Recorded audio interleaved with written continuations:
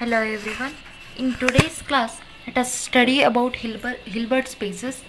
Very important concept. Since in an inner product is used to define a norm on a vector space, the inner product spaces are special normed linear spaces. A complete inner product space is called Hilbert space. Inner product space ಬಗ್ಗೆ ನಾವು ಈಗಾಗಲೇ study ಮಾಡಿದ್ದೀವಿ. ನಮಗೆ previous ಕ್ಲಾಸಸ್ಸಲ್ಲೆಲ್ಲ inner ಪ್ರಾಡಕ್ಟ್ಸಿನ definition ಕೂಡ ಬಂದಿದೆ. ಈಗ suppose you V W ಅನ್ನುವಂತಹ elements ಇತ್ತು, ಅದನ್ನು ರಿಯಲ್ ವೆಕ್ಟರ್ ಸ್ಪೇಸ್ ಮೇಲೆ ನಾವು ಡಿಫೈನ್ ಮಾಡಿದ್ದೀವಿ ವಿತ್ ದ ಡಾಟ್ ಪ್ರಾಡಕ್ಟ್ ಆಗಿತ್ತು ಅಂತ ಅಂದ್ಕೊಳ್ಳಿ. ಆವಾಗ ನಾವು inner product of you plus V ಕಾಮ ಡಬ್ಲ್ಯೂ ಅನ್ನು ಯು ಕಾಮ ವಿ ಪ್ಲಸ್ ವಿ ಕಾಮ ಡಬ್ಲ್ಯೂ ಆಗಿ ಬರಿತೀವಿ ಅಲ್ವಾ.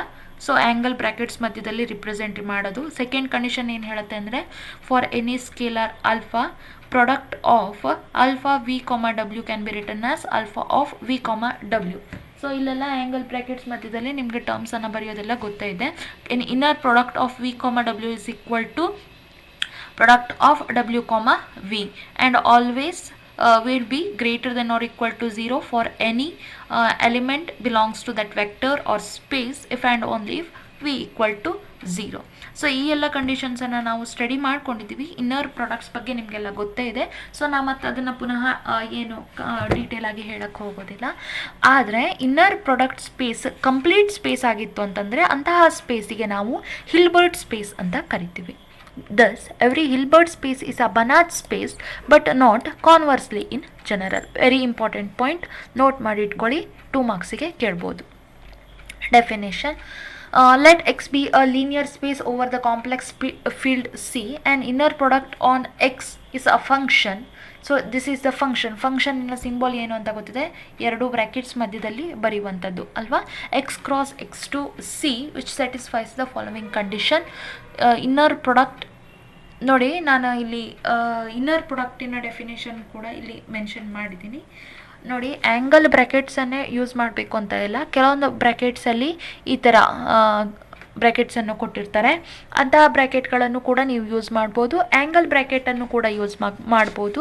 ನಾನು ಎಲ್ಲ ಪ್ರಾಡಕ್ಟ್ಸಲ್ಲಿ ಅಂತಂದರೆ ನೋಟ್ಸಲ್ಲಿ ನಿಮಗೆ ನಾರ್ಮಲ್ ಬ್ರ್ಯಾಕೆಟ್ಸನ್ನೇ ಕೊಟ್ಟಿದ್ದೀನಿ. ನಿಮಗೆ ಕಂಫರ್ಟೇಬಲ್ ಆಗುವಂಥದ್ದು ಯಾವುದೋ ಅದನ್ನು ಯೂಸ್ ಮಾಡ್ಕೊಳ್ಳಿ. ಅಗೇನ್ ಯೂನಿವರ್ಸಿಟಿ ಕ್ವಶನ್ಸಲ್ಲಿ ಅದು ಏನಾದರೂ ಆ್ಯಂಗಲ್ ಬ್ರ್ಯಾಕೆಟ್ಸ್ ಕೊಟ್ಟಿದ್ರು ಅಂತಂದರೆ ನೀವು ಆ್ಯಂಗಲ್ ಬ್ರ್ಯಾಕೆಟ್ಸನ್ನು ಅದರ ರೀತಿ ಕನ್ಸಿಡರ್ ಮಾಡೋಕ್ಕೆ ಅಡ್ಡಿಲ್ಲ. ಎರಡೂ ಒಂದೇ. ಕೆಲವೊಂದು ಬುಕ್ಕಲ್ಲಿ ಒಂದೊಂದು ಥರ ಕೊಟ್ಟಿರ್ತಾರೆ. ನಿಮ್ಗೆ ಯಾವುದು ಕಂಫರ್ಟೇಬಲ್ ಆಗುತ್ತೋ ಅದನ್ನು ಬರೀರಿ. ಇನ್ನರ್ ಪ್ರಾಡಕ್ಟನ್ನು ಯೂಶ್ವಲಿ ಆ್ಯಂಗಲ್ ಬ್ರ್ಯಾಕೆಟ್ಸ್ ಮಧ್ಯದಲ್ಲೇ ಬರೀತಾರೆ. ನಾನು ಇಲ್ಲಿ ನಾರ್ಮಲ್ ಆಗಿ ಈ ಬ್ರ್ಯಾಕೆಟನ್ನು ತೊಗೊಂಡಿದ್ದೀನಿ.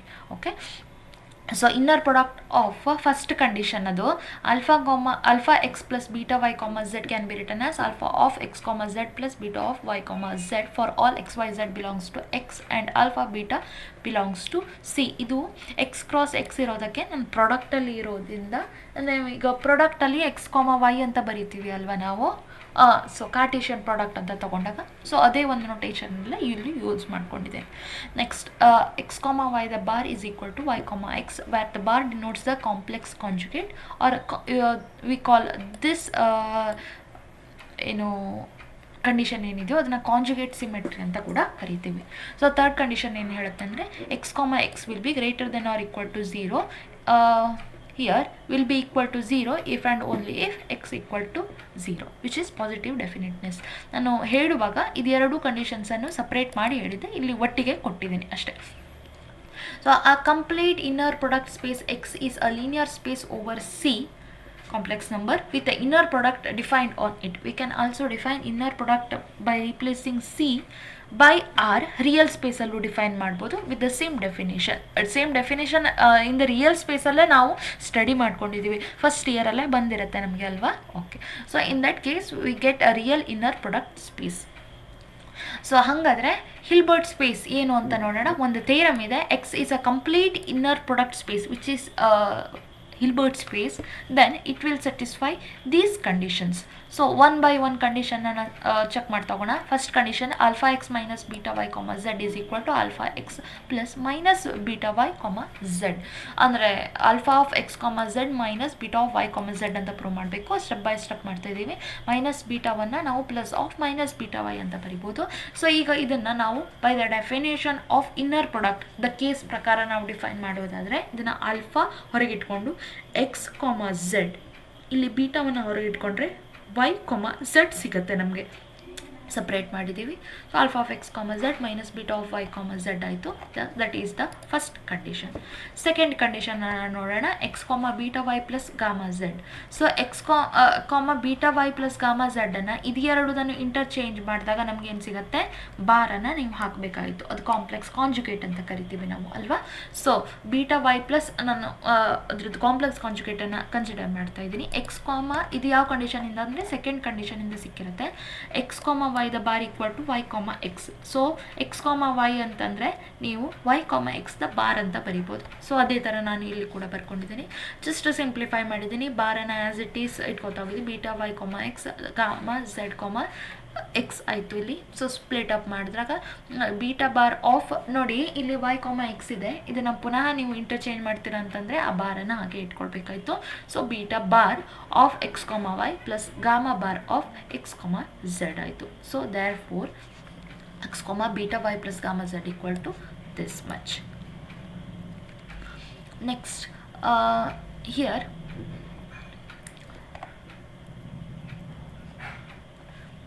ಥರ್ಡ್ ಕಂಡೀಷನ್ ಏನಿದೆ, x comma beta y minus gamma z ಅಂತ ಇದೆ.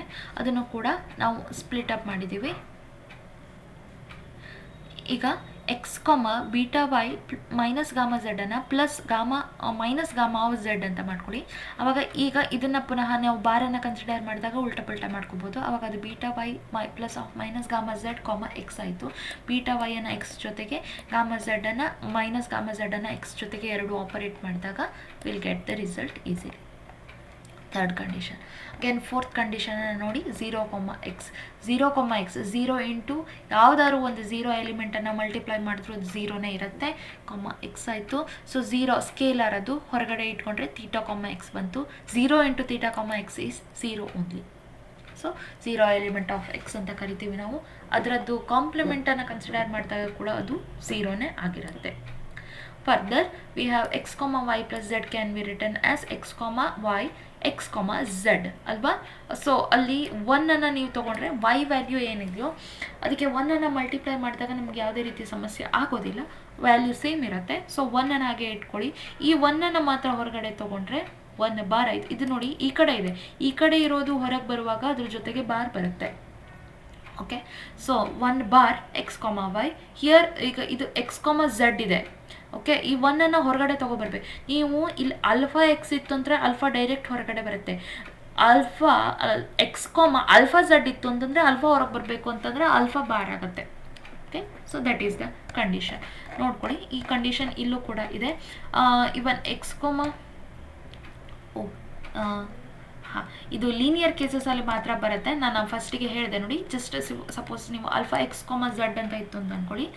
ಸೊ ಆವಾಗ ಆಲ್ಫಾ ಅನ್ನುವಂಥದ್ದು ಎಕ್ಸಿಗೆ ಮಲ್ಟಿಪ್ಲೈಯರ್ ಆಗಿತ್ತು ಅಂತಂದರೆ ಡೈರೆಕ್ಟಾಗಿ ಹೊರಗಡೆ ಬರುತ್ತೆ. ಎಕ್ಸ್ ಕಾಮ ಆಲ್ಫಾ ಝೆಡ್ ಇತ್ತು ಅಂತಂದರೆ ಆ ಆಲ್ಫಾ ಅನ್ನುವಂಥದ್ದು ಹೊರಗಡೆ ಬರಬೇಕು ಅಂತಂದರೆ ಅದರ ಜೊತೆಗೆ ಅದ್ರ ಕಾಂಪ್ಲಿಮೆಂಟ್ ಹೊರಗಡೆ ಬರುತ್ತೆ. ಅದನ್ನು ಕೂಡ ನೀವು ಡಿಫೈನ್ ಮಾಡ್ಕೋಬೋದು. ಯಾಕೆ ಅಂತಂದರೆ ನೀವು ಇಲ್ಲಿ alpha of x comma Z alpha x comma Z ಇತ್ತು ಅಂತ ಅಂದ್ಕೊಳ್ಳಿ. ಅದನ್ನು ಹೋಲ್ ಬಾರ್ ಆಫ್ ಝೆಡ್ ಕಾಮ ಆಲ್ಫಾ ಎಕ್ಸ್ ಅಂತ ಬರೀತೀರಾ ಹೋಲ್ ಬಾರ್ ಹಾಕಿದಾಗ. ಅಂದರೆ ಉಲ್ಟಾ ಆಯಿತು, ಆವಾಗ ಮಾತ್ರ ನೀವು ಅದನ್ನು ಹೊರಗಡೆ ತೊಗೊಬರ್ಲಿಕ್ಕಾಗುತ್ತೆ. ಅದು ಆಲ್ಫಾ ಬಾರ್ ಆಯಿತು ಅಲ್ವಾ. ಸೊ ಆ ಥರ ಯಾರು ಕ್ಲಾಸ್ ಕೇಳಿರ್ತಾರೋ ಅವ್ರಿಗೆ ಮಾತ್ರ ಇದೆಲ್ಲ ಒಂದು ಹ್ಯೂಜ್ ಬೆನಿಫಿಟ್ಸ್ ಸಿಗುತ್ತೆ. Next we have one example. The space l two n is an inner product space. Okay, very important problem. X equal to ಅದು ಎನ್ ಡೈಮೆನ್ಷನಲ್ ತೊಗೊಂಡಿದ್ದೀವಿ. So up to n elements ತೊಗೊಂಡಿದ್ದೀವಿ. ಎರಡು ಎಲಿಮೆಂಟ್ಸನ್ನು ತೊಗೊಂಡಿದ್ದೀವಿ l two raise to n ಸ್ಪೇಸಲ್ಲಿ. ಈಗ ಇದಕ್ಕೆ ಒಂದು ಇನ್ನರ್ ಪ್ರಾಡಕ್ಟನ್ನು ಡಿಫೈನ್ ಮಾಡ್ತೀವಿ. Summation i running from 1 to n x i y i bar ಅಂತ. So V verify IP1 IP2 IP3 for this so that will conclude this is inner product space.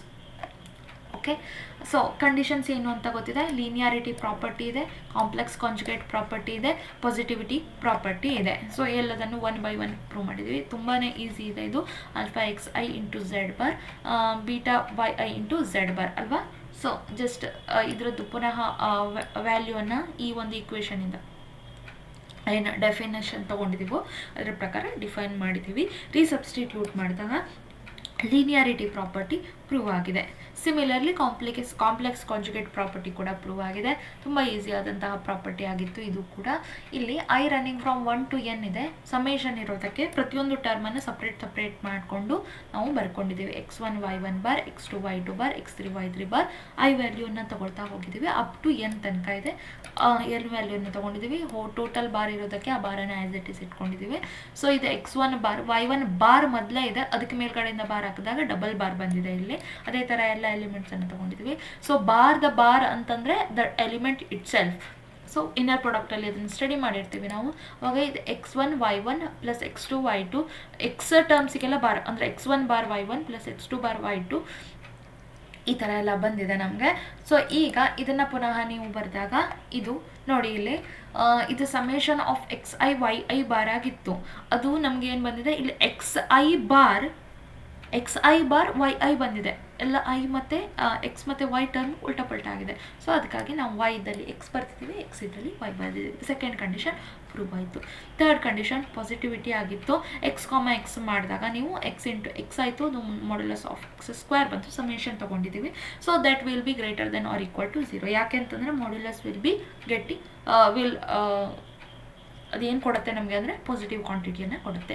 So ಈ ಎಲ್ಲ ಒಂದು ಕಂಡೀಷನ್ಸಿಂದ ನಾವೇನು ಹೇಳ್ಬೋದು, L2⁴n is an inner product ಅಂತ ಹೇಳ್ಬೋದು. ಹಿಲ್ಬರ್ಟ್ space ಬಂತು ಅಂತಂದರೆ ನಿಮ್ಮ ಸಿಲೆಬಸ್ ತುಂಬ ಈಸಿ ಆಗಿಬಿಡುತ್ತೆ. ತುಂಬ ಈಸಿ ಇದು ಕಾನ್ಸೆಪ್ಟ್ಸ್ ಎಲ್ಲ. ಇಲ್ಲಿ ತನಕ ಮಾತ್ರ ಎಲ್ಲೆಲ್ಲಿ ಕಾಶಿ ಸೀಕ್ವೆನ್ಸು, ಎಲ್ಲೆಲ್ಲಿ ಕಂಪ್ಲೀಟ್ನೆಸ್ಸು, ಈ ಥರದ್ದೆಲ್ಲ ಕನ್ಫ್ಯೂಷನ್ಸ್ ಬರ್ತಾಯಿತ್ತು. ಬಟ್ ನಿಮ್ಮ ನಶೀಬ ಚೆನ್ನಾಗಿದೆ. ಯಾಕೆ ಅಂತಂದರೆ ನಿಮಗೆ ಮಲ್ಟಿಪಲ್ ಚಾಯ್ಸ್ ಕ್ವಶನ್ಸ್ ಇರೋದ್ರಿಂದ ಯಾವುದೇ ಪ್ರೂಫನ್ನು ಬೈ ಹಾರ್ಟ್ ಮಾಡಬೇಕು ಅಂತ ಇಲ್ಲ. ಆಟೋಮೆಟಿಕ್ಕಾಗಿ ನೀವು ರಿಸಲ್ಟ್ಸನ್ನು ನೆನಪಿಟ್ಕೊಳ್ಬೇಕಾಗತ್ತೆ ಅಷ್ಟೇ. ಕರೆಕ್ಟಾಗಿ ನೋಟ್ಸು ಮತ್ತು ವೀಡಿಯೋಸನ್ನು ಕೇಳಿದರೆ you will get the more idea. I think we have one note. If x and y are two vectors in an inner product space, then modulus of x comma y will be less than or equal to norm x into norm y. Okay, we have one theorem. If x is an inner product space, then norm x equal to x comma x raised to 1 by 2 is a norm on x. Okay, let us prove this. We show that this norm satisfies the condition of norm. First condition n1, norm x equal to x comma x raised to 1 by 2 or norm x square ಅಂದರೆ ತೊಗೊಂಡಿದ್ದೀವಿ. x comma x ಉಳಿತು. Square ಮಾಡಿದಾಗ greater than or equal to 0 if and norm x ಅದು definition of ನಾರ್ಮಿಂದ ಸಿಕ್ಕಿರುವಂತಹ condition. Norm x equal to 0 if and only if x equal to 0 ಆಯಿತು. Second ಕಂಡೀಷನನ್ನು ನಾವು ಪ್ರೂವ್ ಮಾಡಿದ್ದೀವಿ. Norm of x plus y the whole square equal to, ಈಗ ಇದನ್ನು ಎರಡು ಸ್ಪ್ಲಿಟ್ ಅಪ್ ಮಾಡಿದಾಗ x plus y x plus y with p ಬಂತು. ಸೊ ಈಗ ಇದನ್ನು ಪುನಃ ಸ್ಪ್ಲಿಟ್ ಮಾಡಿದಾಗ ಎಕ್ಸ್ ವೈ ವೈ ಬಂತು. ಅಷ್ಟು ಟರ್ಮ್ಸನ್ನು ಬರ್ಕೊಂಡಿದ್ದೀವಿ. Call this as equation 1. Again ನಮ್ಗೆ ಗೊತ್ತಿರೋ ಪ್ರಕಾರ y x is equal to bar of x y complex conjugate. So from equation 2 ಸಿಕ್ಕಿದೆ ನಮಗೆ. ಸೊ ಈ ಇದೆರಡನ್ನು ಆ್ಯಡ್ ಮಾಡಿದಾಗ ನಮಗೇನು ಸಿಗುತ್ತೆ ಅಂದರೆ 2 times real part of x y ಸಿಗುತ್ತೆ. ಅದು ಕಾಂಪ್ಲೆಕ್ಸ್ ಕಾಂಜುಗೇಟ್ ಆಗಿರೋದಕ್ಕೆ ನೀವು ಬೇಕಾದರೆ ಇದನ್ನು ಮಾಡಿ ನೋಡ್ಕೊಳ್ಬೋದು. ಈಗ ಯಾವುದೋ ಒಂದು ಕಾಂಪ್ಲೆಕ್ಸ್ ಟರ್ಮ್ ಇದೆ ಅಂತ ಅಂದ್ಕೊಳ್ಳಿ, a plus i b plus a minus i b ಮಾಡಿ ನೋಡ್ಕೊಳ್ಳಿ. ಅಲ್ಲಿ 2 times real part of a plus i b ಸಿಕ್ಕಿರುತ್ತೆ ನಮಗೆ. ನೀವು ಮಾಡಿ ನೋಡ್ಬೋದು. ತುಂಬ ಈಸಿ ಆದಂಥ ಕಾನ್ಸೆಪ್ಟ್. ಅದನ್ನು ನೀವು ಸ್ಟಡಿ ಕೂಡ ಮಾಡಿರ್ತೀರ. ಬೇಕಾ ನೋಡಿ, a plus i B into a plus a minus i B. A ಮಾತ್ರ ಆ್ಯಡ್ ಆಗುತ್ತೆ, plus i B minus i B cancel ಆಗುತ್ತೆ ಅಲ್ಲಿ ಅಲ್ವಾ. ಅವಾಗ 2 times ಎ ಉಳಿಯುತ್ತೆ. ಎ ಅಂತಂದರೆ ಅದು real part of that complex number. So 2 times real part of x y. ಇಲ್ಲಿ ನಂಬರ್ ಇರೋದು ಎಕ್ಸ್ ವೈ, ಅದಕ್ಕೆ ಅದನ್ನು ಬರೆದಿದ್ದೀನಿ ನಾನು. So we get from equation 1. ಈಗ ಇದರದ್ದು ವ್ಯಾಲ್ಯೂನ ಇಲ್ಲಿ ಸಬ್ಸ್ಟಿಟ್ಯೂಟ್ ಮಾಡಿದ್ರೆ ಇದು norm of x the whole square plus x plus y plus x ಅಂತಂದರೆ ಅದು 2 times real part of x y. ವ್ಯಾಲ್ಯೂನ ಹಾಕಿದ್ದೀವಿ ನೋಡಿ. X plus y the bar ಅಂತಂದರೆ ವೈ ಕೊಮ ಎಕ್ಸ್ ಅಲ್ವಾ, ಎಕ್ಸ್ ಕೊಮ ವೈ ದ ಬಾರ್ ಅಂತಂದರೆ ವೈ ಕೊಮ ಎಕ್ಸ್ ಅಲ್ವಾ, ಆ ವ್ಯಾಲ್ಯೂನ ಹಾಕಿದ್ದೀವಿ. ಪೇರ್ ಆಫ್ y, y ಅಂತಂದರೆ norm y square. Call this as equation 2. For any complex number, we have 2 times real part of x, y is always less than or equal to 2 times modulus of x, y. So which is always true. ಇದು ಕೂಡ ನೀವು complex ನಂಬರನ್ನು study ಮಾಡುವಾಗ use ಮಾಡಿ. Second ಸೆಮ್ಮಲ್ಲಿ complex number ಪ್ರಾಪರ್ಟೀಸಲ್ಲಿ ಇದು ಬಂದಿದೆ.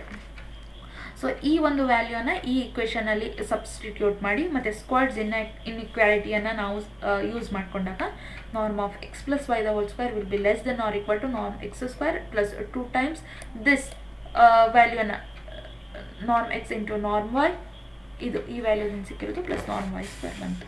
So which proves that this is the condition. Hence ನಮಗೆ ಏನು ಎರಡನೇ ಕಂಡೀಷನ್ ಬೇಕಾಗಿತ್ತೋ ನಾನ್ ಲೀನಿಯರ್ ಸ್ಪೇಸ್ ಆಗಲಿಕ್ಕೆ ಆ ಕಂಡೀಷನ್ ಪ್ರೂವ್ ಆಯಿತು. ಅದೇ ಥರ ಈಗ ನಾವು ಒಂದು ಸ್ಕೇಲರನ್ನು ಇಟ್ಕೊಂಡು ಥರ್ಡ್ ಕಂಡೀಷನನ್ನು ಪ್ರೂವ್ ಮಾಡೋಣ. So alpha x norm of alpha x the whole square equal to alpha x comma alpha x ಆಯಿತು. Alpha into alpha bar x comma x ಆಯಿತು. So alpha into alpha bar ಅಂತಂದರೆ ಅದು ಎರಡೂ scalar, no problem. Alpha into alpha bar ಅಂತಂದರೆ ಕೂಡ alpha into alpha ಅಂತಲೇ ಅರ್ಥ, scalar ಅದು, ನೋ ಪ್ರಾಬ್ಲಮ್. ಅದಕ್ಕೆ ಅದನ್ನು ಮಾಡ್ಯುಲಸ್ ಆಫ್ ಆಲ್ಫಾ ಸ್ಕ್ವೇರ್ ಅಂತ ಬರೀರಿ. ಎಕ್ಸ್ ಕಾಮ ಎಕ್ಸ್ ಪೇರಲ್ಲಿ ಇರೋದಕ್ಕೆ ಅದು norm of x square. Okay, so this is the third condition. ಈ ಮೂರು ಕಂಡೀಷನಿಂದ ನಾವೇನು ಹೇಳ್ಬೋದು ಅಂತಂದರೆ ಕೊಟ್ಟಿರುವಂತಹ ಏನು ನಾವು ಎರಡು ಸ್ಪೇಸ್ ಏನು ತೊಗೊಂಡಿದ್ವೋ ಅದು complete non linear space, therefore which is Hilbert space.